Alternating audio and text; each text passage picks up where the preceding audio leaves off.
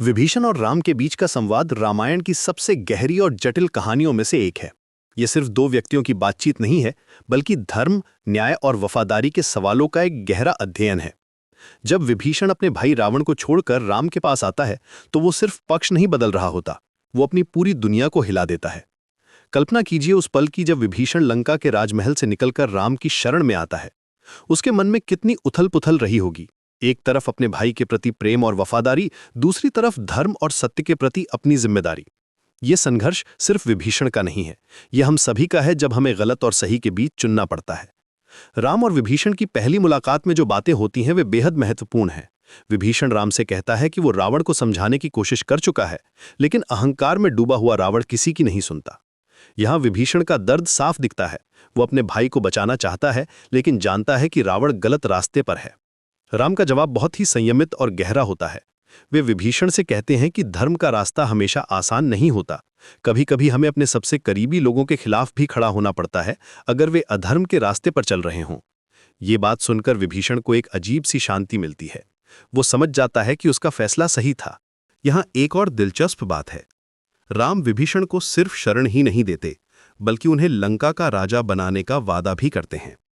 ये फैसला कई लोगों को अजीब लगता है। आखिर विभीषण तो दुश्मन के खेमे से आया था, लेकिन राम की नज़र में विभीषण का चरित्र साफ था। उन्होंने देखा कि विभीषण सत्य के लिए अपना सब कुछ दांव पर लगा रहा है। इस संवाद में एक और महत्वपूर्ण पहलू है विभीषण का अपराध बोध। वो राम से कहता है कि लोग उसे गद्दार कहेंगे, भाई को धोखा देने वाला कहेंगे। राम का जवाब बहुत ही मार्मिक है।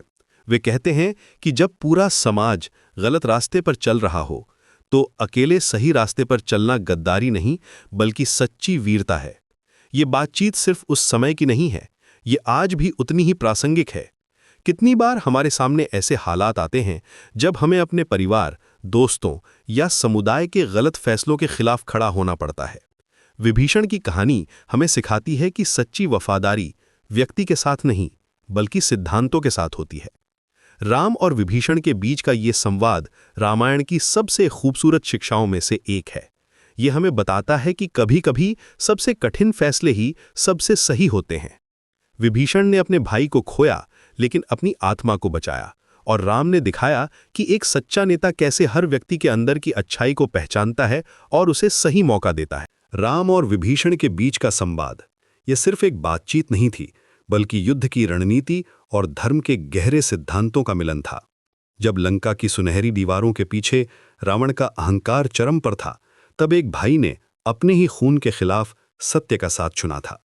विभीषण का राम के पास आना केवल शरण लेना नहीं था, ये एक नैतिक क्रांति थी। जब वो राम के सामने खड़ा हुआ, तो उसकी आंखों में सिर्फ डर नहीं, बल्कि एक गहरी पीड़ा थी। प्रभु, उसने कहा था, मैं अपने भाई के अन्याय को और सह नहीं सकता, लेकिन क्या मैं विश्वासघाती हूं?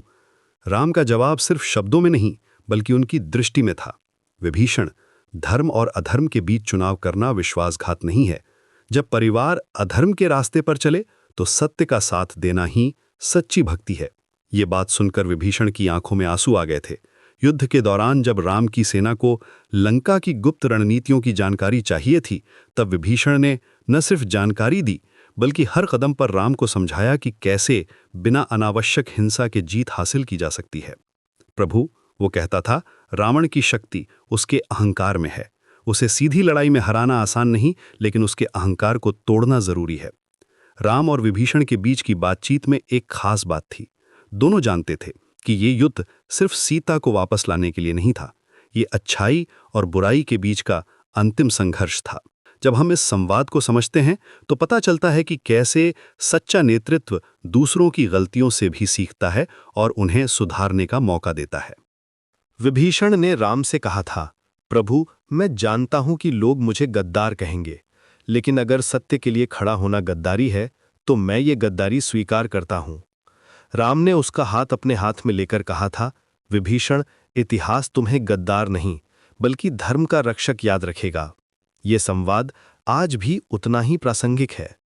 जब हमारे सामने सही और गलत के बीच चुनाव आता है, तो विभीषण का साहस हमें दिखाता है कि कभी-कभी अकेले खड़ा होना भी जरूरी होता है।